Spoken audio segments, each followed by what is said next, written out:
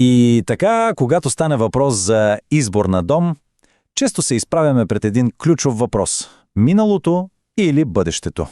Днес ще разгледаме защо все повече хора в България избират бъдещето, а именно новото строителство.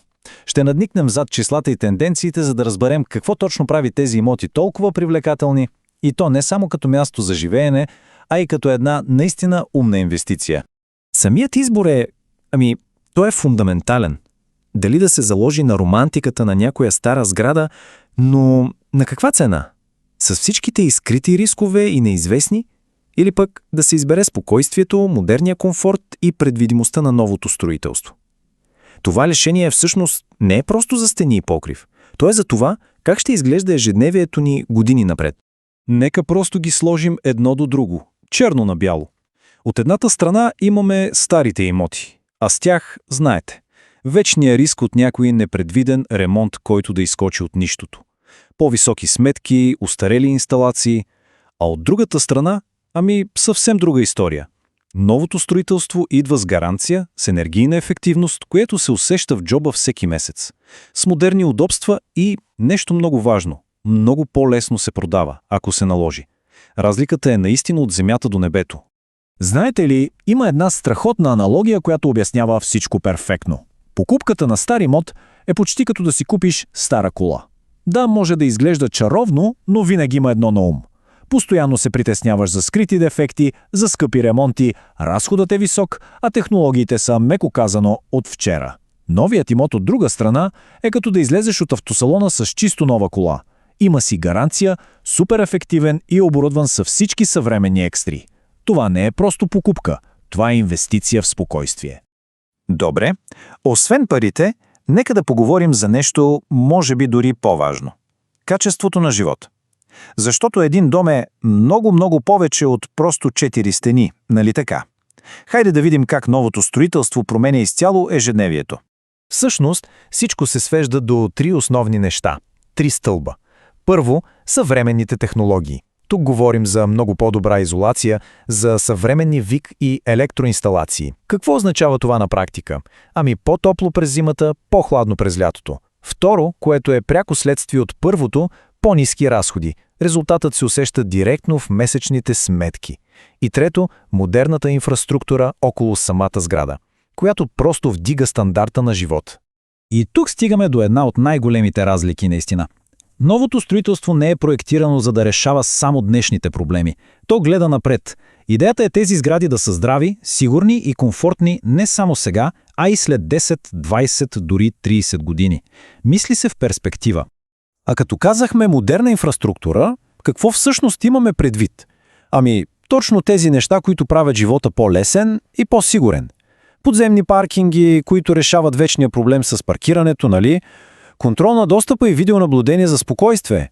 И разбира се, зелени площи, детски площадки, неща, които превръщат просто една сграда в истинска общност. Добре, комфортът е ясен, но нека сега си поговорим за пари. Защото, хайде да сме честни, покупката на имот е може би най-голямата инвестиция, която човек прави в живота си. И е важно тя да е умна. Само вижте това число – 226 хиляди. Толкова са сделките с имоти в България само за една година. Това е огромна цифра, която показва едно. Пазарът просто ври и кипи. Това не е просто пазар, а истински двигател на икономиката. Добре де, пазарът е активен, но какво се купува най-много? Данните са абсолютно категорични. 86% от търсенето е за апартаменти. И то най-вече двустайни и тристайни. Какво ни казва това? Че ако се инвестира в нов апартамент, това е на практика инвестиция в най-желания и най-ликвиден актив на пазара в момента. А сега да погледнем към София, защото тя винаги е показателна за цялата страна.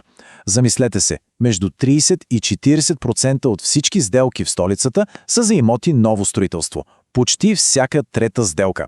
Това вече не е някаква мода или ниша. Това е основната движеща сила на пазара. И ето е и черешката на тортата за инвеститорите. Прогнозите на експертите са за годишен ръст в цените на новото строителство между 5 и 10%. В днешния насигурен свят това е изключително стабилна и сериозна възвръщаемост. Намерете друга такава инвестиция – трудна работа. Има и един друг ход, който много опитни инвеститори използват. Така наречената покупка на зелено. Логиката е съвсем проста. Купуваш имота на по-ниска цена, докато той все още се строи, и имаш потенциала да реализираш сериозна печалба от разликата в цената, когато всичко е напълно готово. Окей, говорихме за настоящето, а сега нека да надникнем в бъдещето. Защото най-интересното е, че то вече се случва, благодарение именно на новото строителство. И какво е това бъдеще? Говорим за умни сгради с пълна автоматизация, за още по-високи стандарти за енергийна ефективност, които ще намалят сметките ни дори повече. За зелено строителство с устойчиви и екологични материали. И не просто отделни сгради, а цели комплекси от ново поколение, които са като малки модерни градове в града. Най-важното е, че новото строителство не просто следва тези тенденции, то ги създава. И така, след всичко казано до тук, въпросът всъщност е доста прост. Дали домът ще бъде поглед назад към миналото с всичките му компромиси и несигурност, или ще бъде инвестиция в бъдещето с целия му комфорт, сигурност и възможности? В крайна сметка, отговорът на този въпрос определя не просто къде, а как ще протече животът ни.